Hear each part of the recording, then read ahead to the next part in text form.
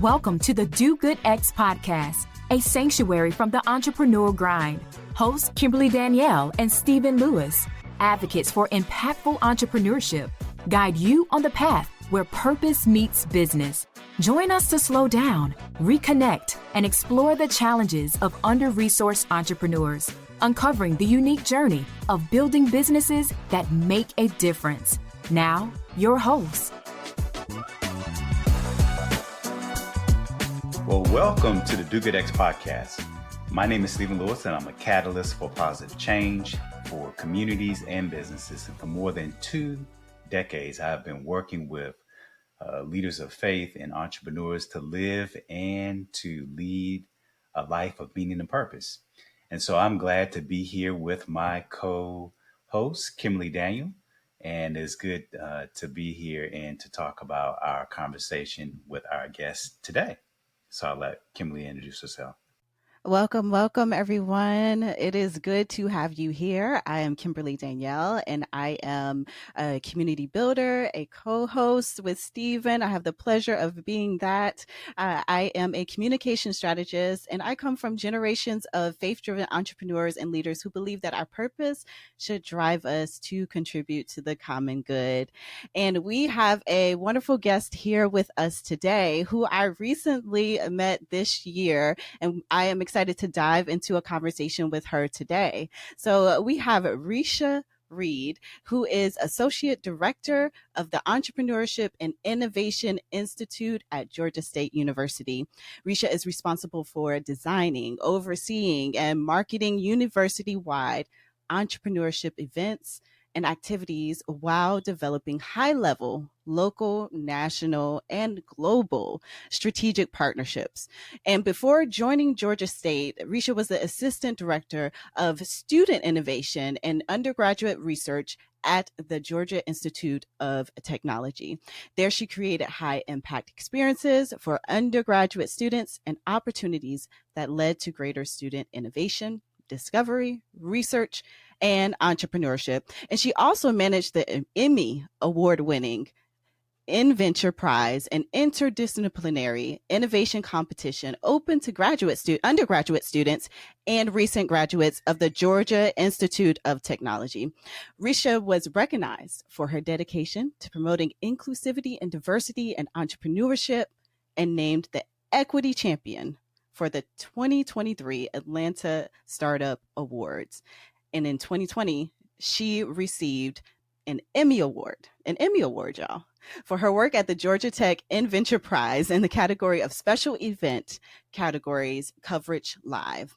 When I recently read about Recha and her work, I became interested in hearing her story and her wisdom, given her work at the intersection of education, entrepreneurship, and innovation. So we are happy to have you here with us, Recha, and we look forward to our conversation today. Welcome. Thank you so much for having me. I am so delighted to be here. And so I can't wait to continue our conversation about innovation and entrepreneurship and how that intersects with academia. So, yay. Yes. So, just starting out, can you share with us your story and what initially created your interest in working in innovation and entrepreneurship, especially at the intersection of education specifically? No problem. So I won't give you all the gory details of my past, but I will start at a little thing that I used to do, the Invention Prize at Georgia Tech that you mentioned in my bio. So when I started at Georgia Tech, I was given the opportunity to manage the Invention Prize. And so this is a highly competitive innovation competition that is live streamed around the globe and is also on Georgia's PBS station, GPB. And so I was then later asked to develop the ACC Invention Prize. And it's a similar type competition, but it's across PBS markets and featured the then 15 ACC schools. And so because of the work with Invention Prize, because of the work with ACC, I was promoted and given a blank slate in some respects to look at the landscape of entrepreneurship at Georgia Tech, and then being able to kind of do what I want to do in some respects. And so I was able to partner with so many great people at Georgia Tech to build out a robust programming for undergraduate students. And let me tell you, nothing brings me more joy than seeing a student coming back and being able to say, we were able to take in all that you've given us. And we have this, we're making the money that we only our parents could dream of, right? And you see generational change, you see maturity, you see just the impact on the wider ecosystem in Atlanta and around the world. And so for me, I'm like, okay, this is my sweet spot. If I can do this for life, I'm in my happy place. And so I genuinely love helping others. And I get to do that also at Georgia State. We have over 51,000 students, along with alums, faculty, and staff. And so I get to be in the center of that with my colleagues in building out a robust entrepreneurial ecosystem at Georgia State and bridging the gap with the wider Atlanta ecosystem. And so how I got started and why I'm still doing something that I genuinely love. Thank you so much. Yeah, that's great. So, Kimberly mentioned in your bio that you were named the Equity Champion in the 2023 Atlanta Startup Award. And I'm curious about what is your vision for the future of entrepreneurship, specifically in terms of cultivating more inclusive, equitable landscape? So for me, I think about what we do at Georgia State. So for us, it's looking at really what is of interest to those around us and building a programming around that. So for us, we're thinking a lot of persons are looking at, the new tech, right? What does the future of tech look like? What does tech look like in 20, 30, 40, 50, 100 years from now, right? And building to that dream. You also have a number of persons who are trying to do tech enabled, because everything that we do now pretty much involves tech in some ways, right? And so how do we build that with tech? And then the other thing that we have and we see at Georgia State are students and alums who are building brick and mortar spaces. And so they often get forgotten when we're trying to look at the wider entrepreneurial ecosystem and we want the next thing, right? We want the next unicorn, we want the next $1 billion company, right? And saying, okay, for us at Georgia State and for me, building an inclusive and equitable landscape is building programming and solutions around every single one of those areas. And so we're building programs and we have programs at the moment that touches on every single one of those. And one of those programs that we have is Main Street at Georgia State. And so for that, it's an accelerator program that takes any kind of idea. So if you're building a popsicle stand, we want to hear about it. If you're building the next AI, we want to hear about it. And to me, that is inclusive and equitable, where you say, come with your ideas. We're going to help you do the best that you can with that. We're going to build resources around you for you to be successful. That is truly the backbone of the United States, right? Where small businesses hire the most people across the United States landscape. And so I think there's some neglect happening there where we're saying, build the next AI, build the next tech. These are what we're focusing on, and not actually emphasizing that small businesses, mom and pop stores, are the ones that also are have such a broad landscape across the United States. And so we're helping students and alums to build out their ideas well. And that to me is an inclusive and equitable landscape. So this Main Street Accelerator deals with kind of the whole spectrum of folks, whether, it's an idea for a popsicle stand to AI to those who are doing brick and mortar. Tell me, how does an accelerator address the kind of different places that people are in as it relates to developing their business? And were you behind the idea of Main Street? So I was not behind the idea of Main Street at all. It's been around for the last 4 years, I believe. So to answer your question, I'm going to answer your other question that you may have indirectly asked without saying it. But how do we address that area, right? Tackling, making it possible for us to address the popsicle and the brick and mortar and the AI, right? Focused businesses. Yeah, because people are at different stages of their development, right? 100%. I mean, people are at different stages of their development of their business. Yeah, so say more. So one of the things that we do is we don't take it for granted that people have the knowledge, right? So oftentimes, sometimes it's blind luck that gets someone where they are, but their foundation is rocky, right? And so for us, the accelerator covers all of this, right? It covers ideation, it covers customer discovery, it covers, funding, it covers how to actually, do your books, right? So all these things that you need, regardless of whether you're doing brick or mortar or AI. But we also, for example, start after 6 o'clock, right? So that if you have a business, if you are in school, whatever stage you're at, that's usually a sweet spot of time where we actually say you likely can actually make the workshops and the programming that we have. We also do it over 6 months. So for a lot of accelerator programs, they're like, okay, you need to be full-time on this. That's the only way we're going to accept you. Well, that's not equitable or inclusive, right? And so we take that off the table 100%, right? Another thing we don't do is we actually provide early stage funding. And so for us, it's saying, here's 5,000 or 10,000, depending on the funding we have at the moment, for you to do what you want with it. So the dream is to put that into your business. But for somebody maybe paying for a babysitter so that they can come to the programming, right? So we want to make sure that you can utilize the funds in the best way possible for you to work on your idea. So in your question that you didn't actually ask, right? In terms of, no, I didn't start it.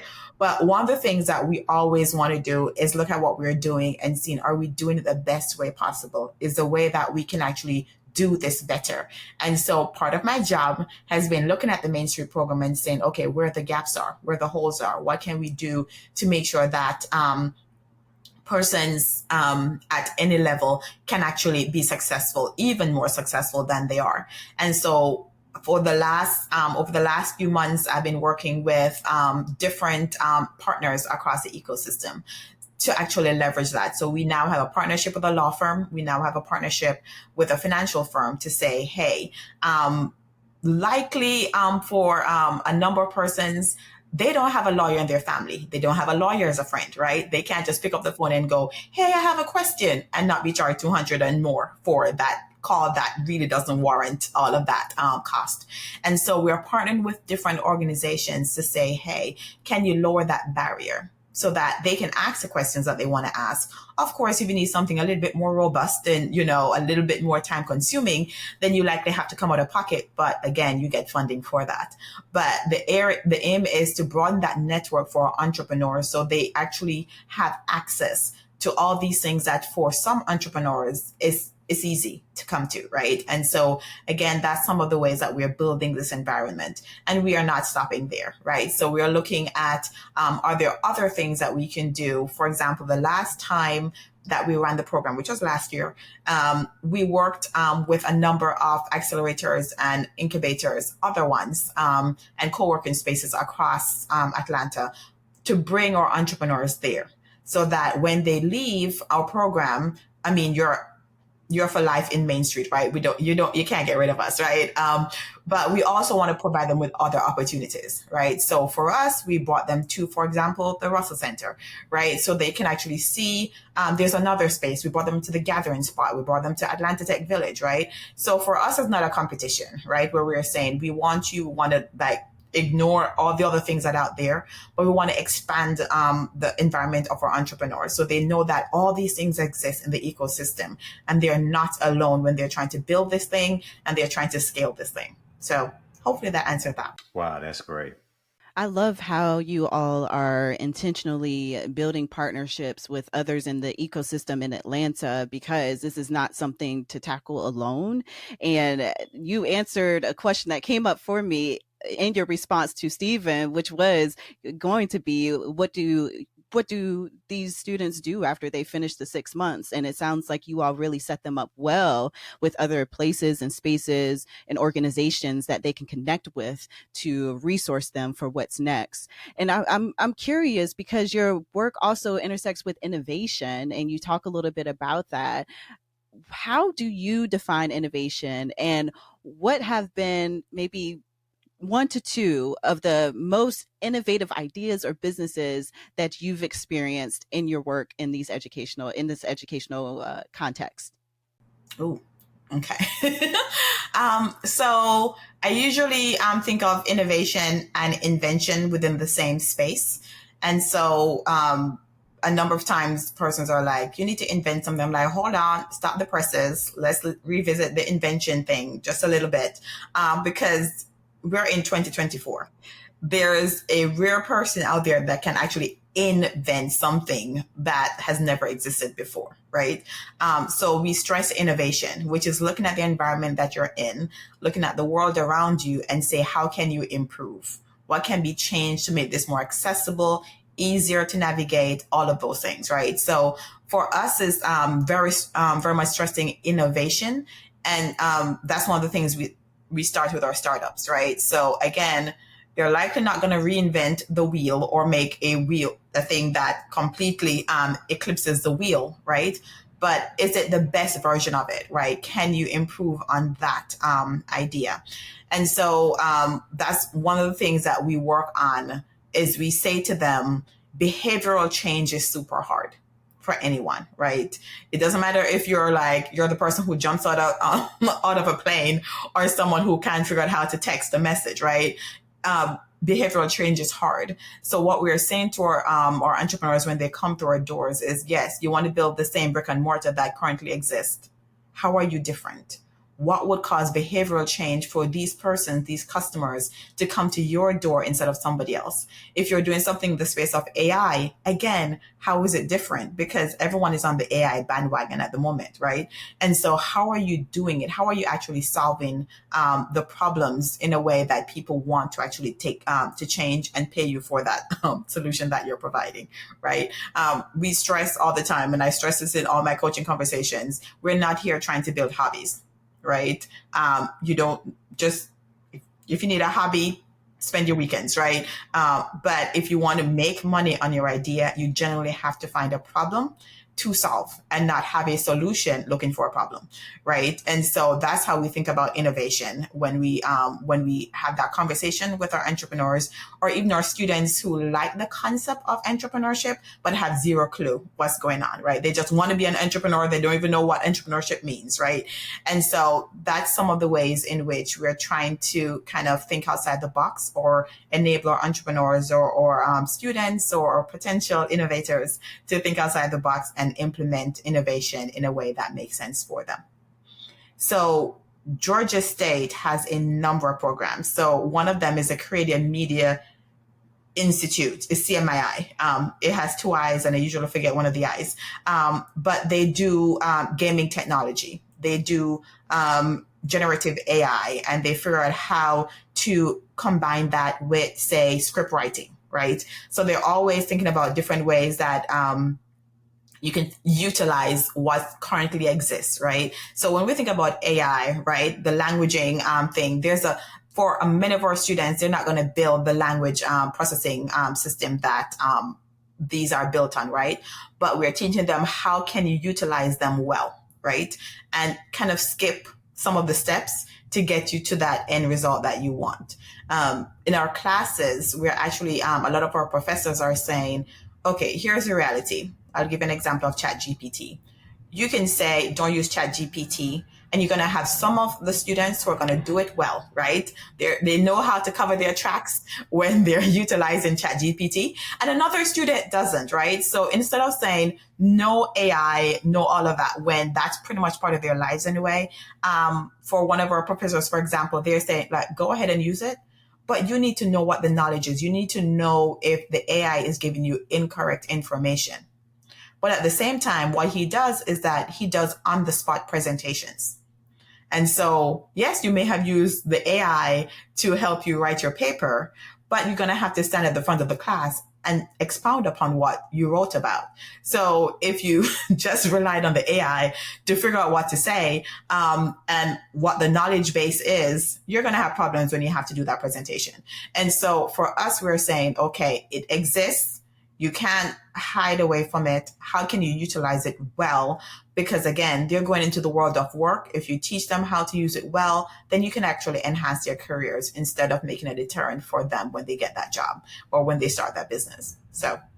Wow, that's great. And so as I'm listening to you, one of the things that I'm interested in is what is the success rate of the students that come through your programs, particularly Main Street, and what are some of the best ways to equip aspiring entrepreneurs on the journey to help them create sustainable businesses and not hobbies?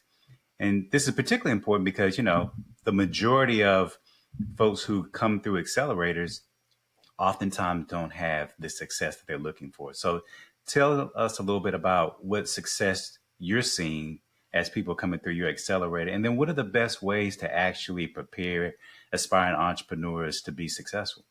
So we don't have a comparative rate of success for our, say, accelerator program versus other accelerator programs.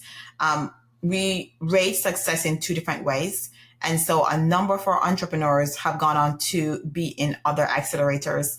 And we normally ask them for comparative information, like how was your experience in Main Street versus another one, right?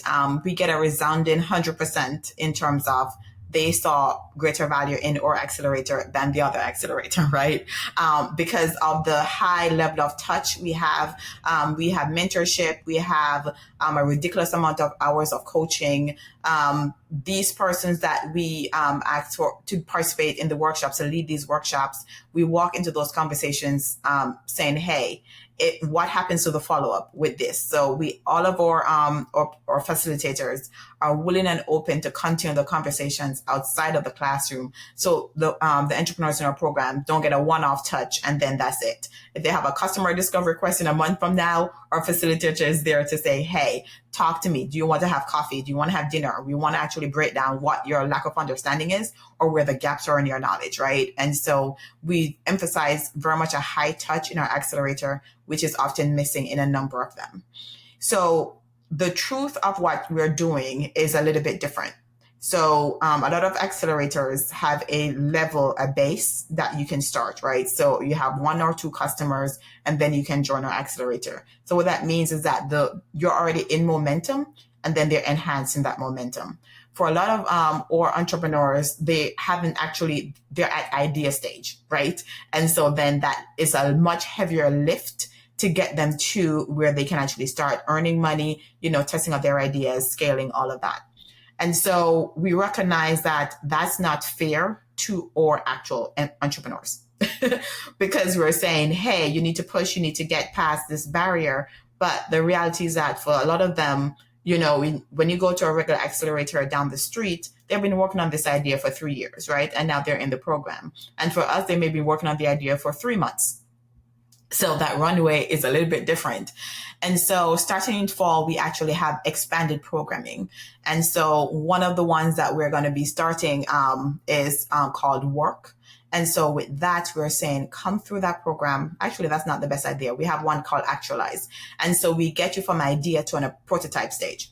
And so what does that mean? So that when you enter the Main Street program, you already have a working prototype that you're working on, that we've actually worked with you before. And it may take you 3 months, it may take you, a year to get you to that thing that's working and now ready for the additional information that you're getting in Main Street to actually step in and utilize all the information you're getting. And so that's some of the ways. So we expect in the future to see a higher turnaround or a shorter ramp for our accelerators to start making money. And so we're building up programming ahead so that when they get to Main Street, then their runway is a lot shorter in terms of being able to earn funding and grow and scale. And so hopefully that will see a higher success rate. But we do just overall, but it takes them at the end of it, the success rate, the ramp is longer after Main Street for us to see that turnaround. And so that's one of the reasons why we keep on doing ongoing coaching, mentorship, facilitation, all of that to ensure that continued success. For example, this summer, we have 6 workshops that are aimed at our Main Street alums. And so that's what I'm saying. We have persons coming back 4 years that have been in the program from year 1 to participate in this programming because we are still sending them like, oh, this is a competition that will align with what you're doing. Oh, there's this funding opportunity that is focused on food. You're in the food space. This would be good for you. So we're always looking at opportunities for our Main Street. We keep tabs in terms of what they're doing, where they're going, and what do they next need. You all are really creating a runway, not just for Main Street, but specifically for undergraduate students. It's setting them up well for when they do graduate and move into entrepreneurship. And some folks don't get to that until after they graduate and get the clarity that they need to really launch a viable business. So I want to acknowledge that, because I don't see that in all spaces when it comes to entrepreneurship. So that's really great work that you all are doing. We are going to kind of shift just a little bit and dive into some resources, because I know that you have a wealth of resources with the partnerships and relationships that you have, and really knowing and learning and growing the ecosystem that you all are leveraging and connected with through your work. We want to explore the various resources and practical tools and tips that you can share with underrepresented entrepreneurs to support their entrepreneurial endeavors. So the first question I will ask you, Recha, is who are the top 3 people, or what are the programs or communities that aspiring entrepreneurs should know about in Atlanta? So heads up, that's a very hard question. I daily try to add on to my network. So I'm like, who, what, based on what you're thinking about.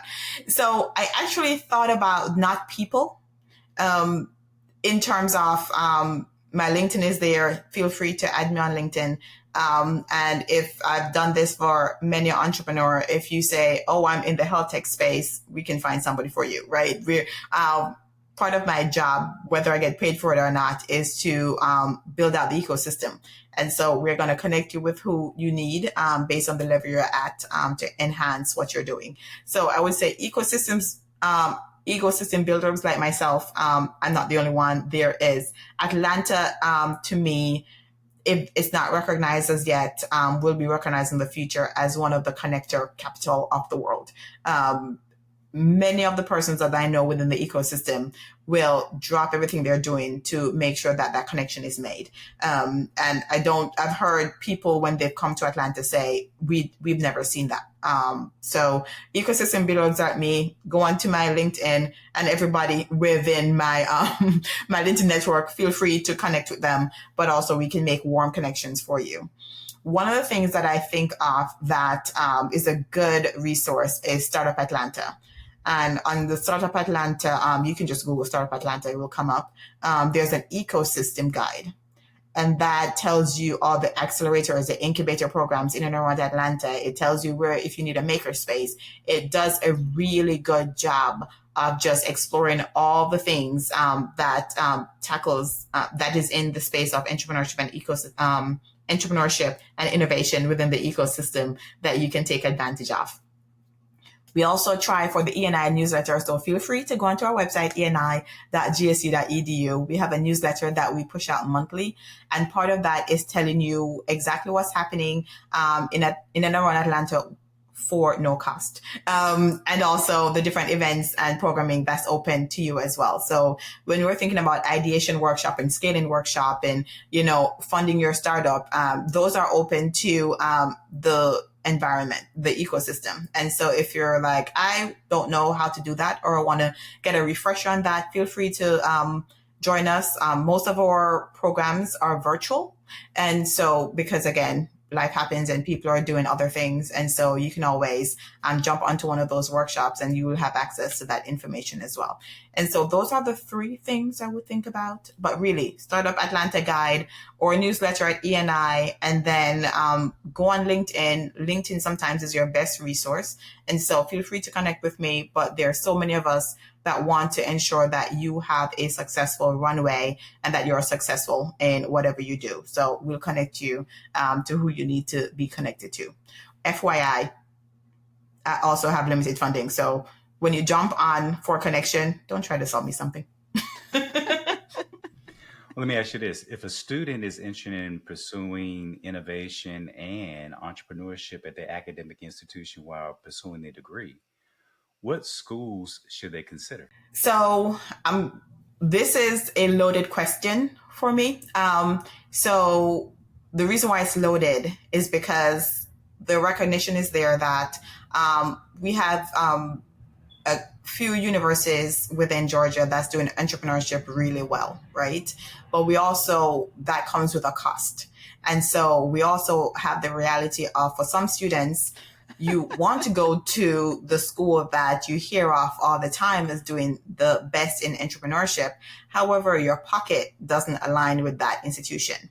And so one of the programs that we have is called Innov8GA. It's INNOV8GA.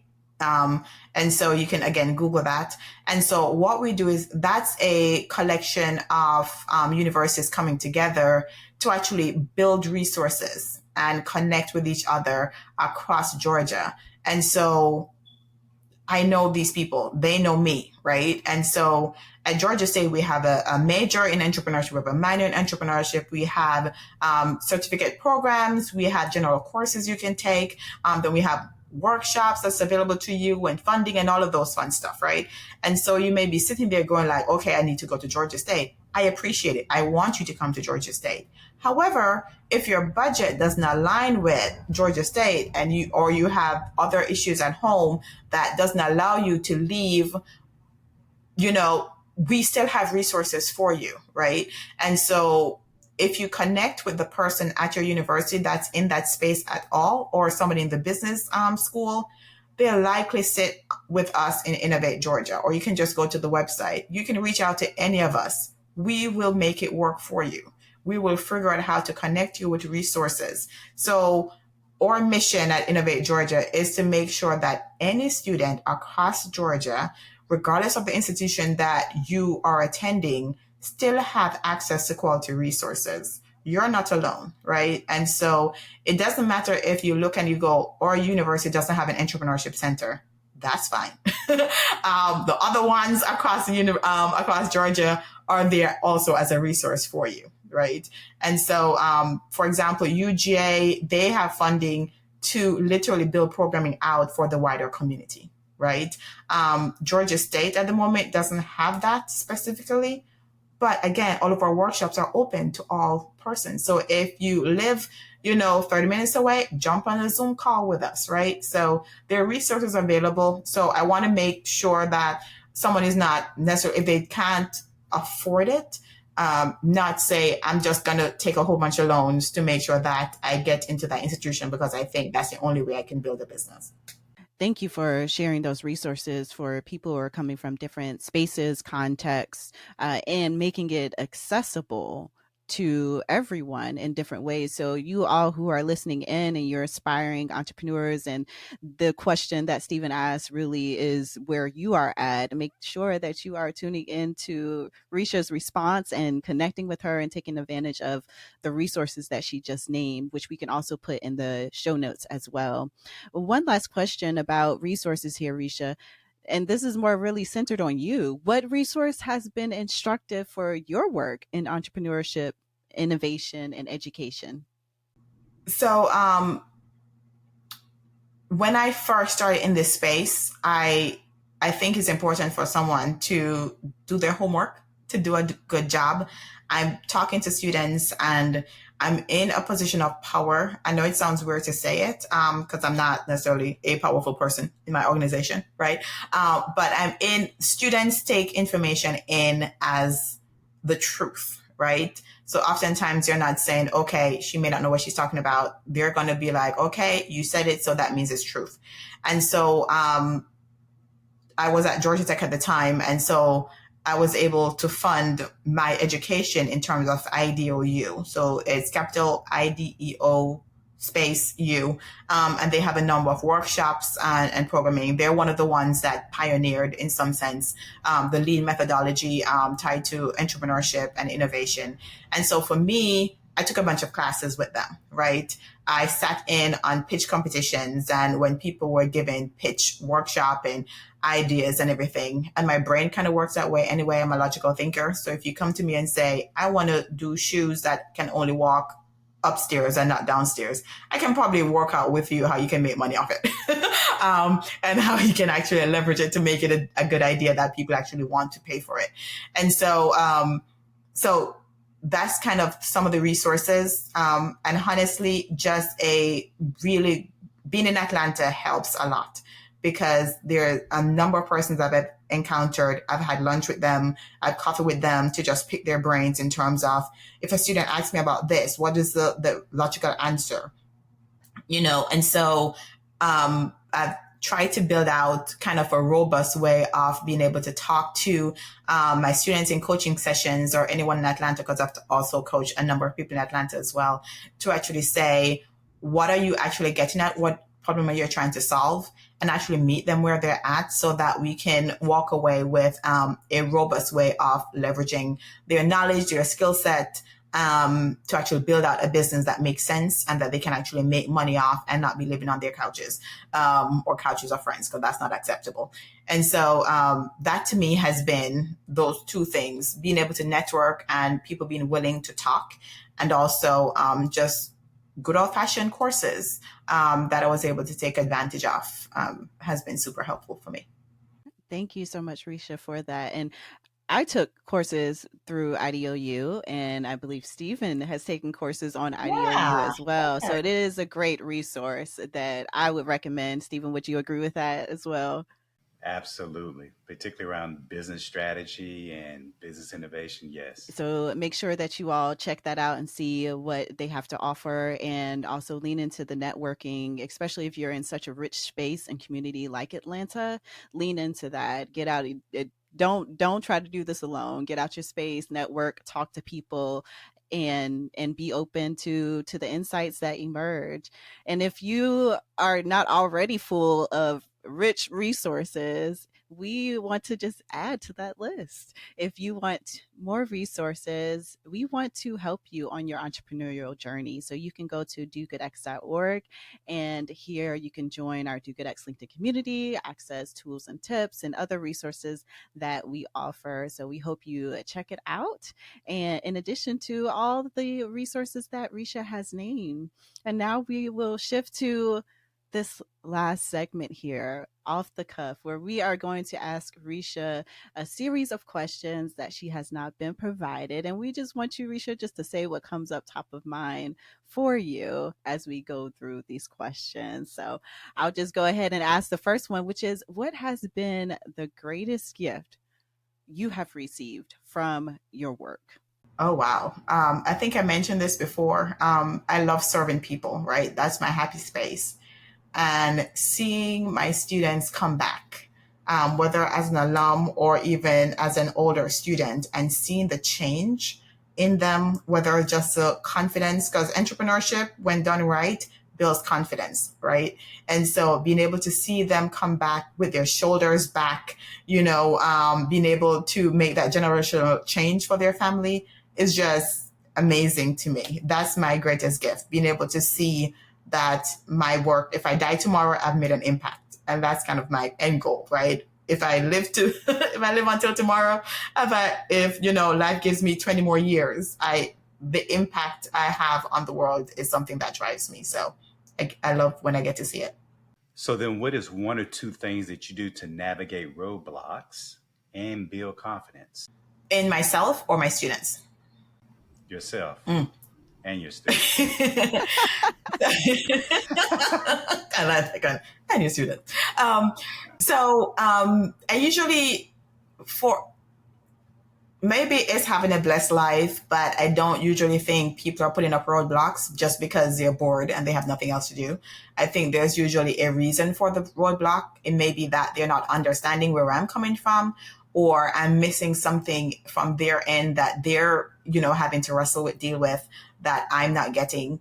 And so if I'm experiencing a roadblock, I usually try to take a step back. I try not to take it personally, because none of this is personal, or if you take everything personal, well, that's just shaping up for a sad life. So I usually go and say, okay, fine. what am I missing in the, I'm going from my end, because the only thing that I can affect is myself. I can put, feelers out there and opportunities out there, but I can't make anyone else change or, do different things because they have to want to. So I go and say, what can I change within me, or how am I phrasing things or looking at things that can shift the roadblock a little bit? Or it may be a delay, right? Okay, I need to tackle something else to actually make this opportunity a reality. And so that has been successful so far in terms of when there are roadblocks and I go, okay, is it tied to funding? Is it tied to a goal that they're trying to achieve? Is it something else that's happening that I can navigate? But I usually walk into relationships going, how can I help you first? More than how can you help me? So if I'm not navigating a relationship, a partnership, then I'm going, okay, what is a benefit for you? And I'm leading with that first before I go with how can I get help for my students. And I try to teach that to my students, not necessarily the same way. For me, it's more of like, how do you get a customer? The easiest customer to have is a customer you already have, right? And so I speak to them about keeping your customers, right? So not spend the time going, oh my gosh, I need 1,000 people, I need 5,000 people, I need 10,000 people. If you have 100 people, how do you keep them? How do you retain them? How do you make them sticky? And then those persons are often the ones who are your best advocates in the world that can actually leverage that to get to 1,000, right? And how do you keep them, right? And so that's usually how I talk about roadblocks for my students, but how I navigate it for myself as well. That's really good. What is the greatest piece of advice that you will offer to aspiring entrepreneurs? So the first thing I would say to them is build an idea that people actually want to pay for. Don't be a solution looking for a problem, right? So like, oh, you built something, but you didn't talk to anyone, or you talked to 5 people and now you build out something robust that you think people will buy. No. Find a genuine problem that people are trying to solve and then work on that solution. I next say, know your customers, know your customers, know your customers, that's the most important part of anything you're doing. If you don't know your customers, then you don't know if your solution is going to match what they're actually experiencing. And you never stop knowing your customers, right? So I'm not married, but I would say like a marriage, right? In terms of know your partner, right? For life, they also change, right? And so I say, think of your customers like a marriage, if that's the case, right? Where for life, you're getting to know them. They're going to shift. They're going to change what you need to adapt in what you're doing so that you can still be the solution for their problem. I would also say take advantage of the resources that are there for you. Whatever you're looking at, there's likely going to be a free version of that. It may not be the best, but it gets you to where you need to be. So even with solutioning, I say to a student, if you want to build like an electric car that does all these fancy things, don't build the car from scratch and do all the things, right? What can you cobble together that you can still test, get feedback on to know whether or not that's the right direction you're moving in? So a lot of times my entrepreneurs the entrepreneurs I see are paralyzed in the moment. They're like, oh, I want this dream that they want, and they want to wait and build it and perfect it. And I'm like, that's not, no, pull it all the way back. What can you do within the next week? What can you do within the next month to get it into the hands of at least one customer, to get their feedback, to get their understanding, to then know if that's the right road you're going on? Whatever you can do manually, do it. So take advantage of, can I name softwares like programming here? Yeah, sure. I can. So for example, cobble together Airtable with Softer, and that gets you a landing page with different things that's happening in the background that the customer on the front end thinks is this fantastic AI developed thing that you've built. You haven't. You have just pretty much Empire, the Wizard of Oz it. Like you put a good face on it, and you're doing the manual work on the back end to test out your idea, right? And so I usually say to entrepreneurs that I'm dealing with, get it as quickly to a prototype as possible. Get into the hands of your customers, 1 or 2, 100, whatever it is. Get their feedback, make the changes you need to make, And then you can start going, okay, can I get some funding in to then be able to build out something a little bit more robust? But don't sit in paralysis while you're trying to make it perfect, right? And I give them the example of like iPhone. Like if iPhone 3, you like when you compare the 2024 iPhone to the one that came out first, you'd be like, why was this even on the market? But guess what? They didn't sit there and wait for the 2024 version of it. And the one that they're giving you now and you're paying for is still not the final version because they've held back something so that they can sell you the same thing next year, right? So it's never in a perfect, don't touch it, is now solid mode, right? Get it out there, get in the hands and, get the feedback and make the change accordingly. Now I'm going to get off my soapbox. That's great. So let me ask you this. Mm-hmm. How much do you attribute your success to your own faith versus your own grit or hustle? I would put faith first. So don't practice this. This is just me. This is my relationship with God. I don't ask for things, right? If I'm praying about something, I'm praying about other people, but I'm rarely praying about myself. So my sweet spot with God is I need to work in a space. So we have conversations, right? So the conversation is, I know I need to work in a space that helps people, right? That could be, and I don't like blood. So everything else is I'm going to wake up every morning and I'm going to treat the day as if I'm working unto God. So I've done that for my entire life. So I wake up in the morning, I go to work, and the level of work I put in and what I put in has nothing to do with my paycheck.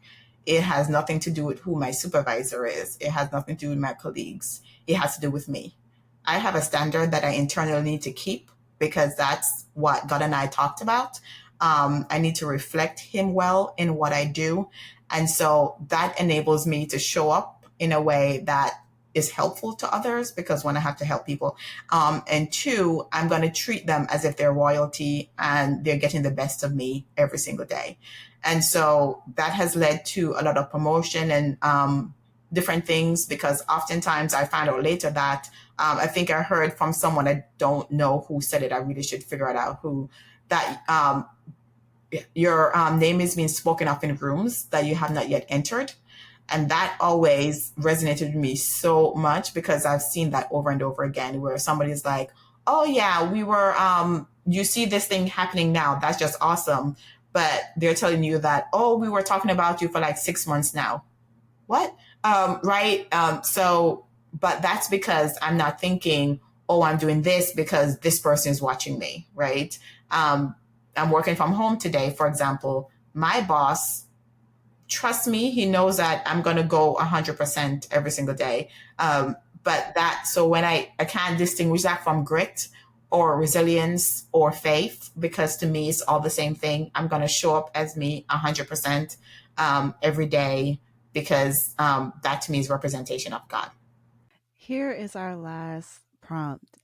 Complete this sentence. Because of my entrepreneurial endeavors, communities will be or are more able to blank. Are able to connect with each other and feel seen. That is not proper English, but I think you get the point. So I think it's important for me when I talk to an entrepreneur, I want them to know that I'm hearing them. That I'm not trying to draw a cookie cutter. My English today is just fantastic. A cookie cutter line around what they're doing and their story. I want to hear their story. So oftentimes when I'm talking to an entrepreneur, I'll say, why are you doing this? Right? It doesn't matter if you're building an AR or a mom and pop shop. I want to know why, because that usually drives how you interact with customers. And that's usually a story that needs to be told that you sometimes have neglected. So I want to know that story because I want you to know that that story drives who you are. My story of being an immigrant of being a little bit different, always having an accent, always thinking that I don't quite belong here because I'm not from here, but I'm going to make it so that you can't get rid of me. Right? That drives my story, right? And so I show up, I can't divide myself from that, right? So I show up with that. I show up as an immigrant every single day. I show up as a Black woman every single day, right? And that's part of my story, but that's an integral part of my story. So I usually try to talk about that with an entrepreneur, not the whole details of it, but just saying what drives your story and what drives the impact that you're trying to make. And so you interact with the world accordingly. And I want to make sure that you know that I see that. Well, thank you so much for joining us, Recha. It is abundantly clear to me that you don't just care about students and their exploration of entrepreneurship and innovation and business, but you care about the humans, the actual people and what you do. And so it's a gift to have you as a leader in the ecosystem in Atlanta. And I am grateful that you said yes to showing up on this podcast with us. So thank you so much. Yes. Thank you. I mean, you are such a gift. Oh, thank you. And a wealth of knowledge to these, to just the entrepreneurial landscape, and particularly here in Atlanta. So I just want to say thank you for giving a little bit of your time and just sharing just a smidget of what it is that you know and how you try to help aspiring entrepreneurs. That you're truly an inspiration. So thank you for being with us today. Thank you so much. Thank you for your kind words, and thank you for thinking of me. It's not often that I get to be on a soapbox for a little bit and talk. And so your questions have been super insightful, and it also gave me a chance to think as well, right? Because you kind of go through the day and not necessarily think about and break down what you're doing and how you're doing it, and even if you're doing it well. So thank you. You also gave me a lot of food for thought that I'm going to be thinking through as well. So thank you. So one of the things that I know that entrepreneurs and just like people in general are struggle with sometimes, for others, they kind of perfect it, is managing time. So Steve, I just want to take a moment to talk with you about how do we effectively manage our time? What are some things that you do to keep you on track and make sure you're using your time as you desire to use your time? I mean, it's a great question. I think my initial quip would be, I don't know if any of us ever manage time effectively all the time, but I do think using a calendar in terms of how you manage your time, not just the meetings that you have, but how you actually block time on your calendar for particular kinds of work. Whether it's reading, whether it's conversations, whether it's kind of deep work that you have to do, but really kind of blocking out your calendar at the end of each day, looking at what you have in the upcoming week or in the next day, and really kind of planning that way in terms of wrapping up your time. And then also when you get in first thing in the morning or prior to the morning, to kind of look at what you have in the course of the day and how you want to spend that time. And then finally, what I would just say is that I think in terms of actually managing your time is recognizing that everything typically takes longer what you anticipated that it will take.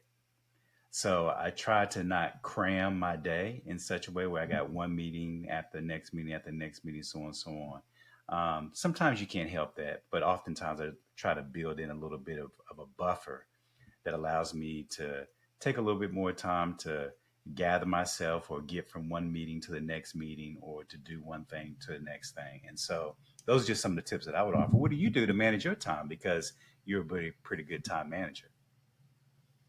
Well, thank you. But it is an ongoing process. I do much of what you shared. I live by my calendar. I have time blocked off for meetings and time blocked off for specific work.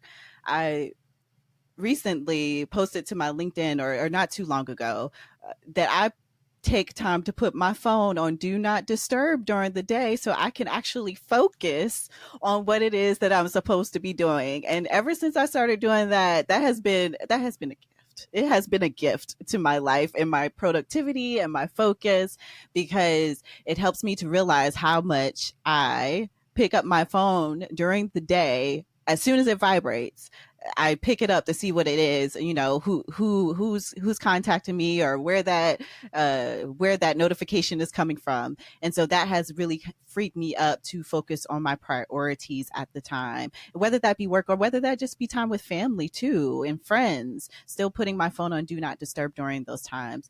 I will also say that one thing that can get me going into a rabbit hole that I should not be getting into is checking my email the first thing in the morning. Because there are additional things that are added to my list of things to do that aren't priorities by going through my email first thing in the morning, and it just kind of throws things off. So I create a list of priorities the night before each day, and I start off with addressing one or two of those key priorities before I even get into my email. So I don't even open it up. And that has helped me to manage my time well. And then I have block time during the day where I do go and I check my emails. So those are just a few things that I do. And I'm sure that you all have things that you're trying out. We are in this together, because I don't know about you, Stephen. I'm always trying to figure out what's going to work. And as life changes, things happen personally or professionally. Sometimes things just have to shift. And so I'm always kind of testing out, experimenting to see what might be best in those different seasons. Yeah, I agree with you. So thank you for the tips. And if there are more tips that you have in the audience, we'd love to hear from you and hear what you're doing as well. Absolutely. We hope to see you next time, or have you join us next time on our Do Good X podcast. And until then, be well and do good. Indeed. Thank you for listening to the Do Good X podcast. To continue the conversation or access our resources, visit www.dogoodx.org. Join us again for conversations that will nourish your soul, ignite your dreams, and empower you to build an impactful business, one intentional step at a time. Until then, keep striving, thriving, and doing good.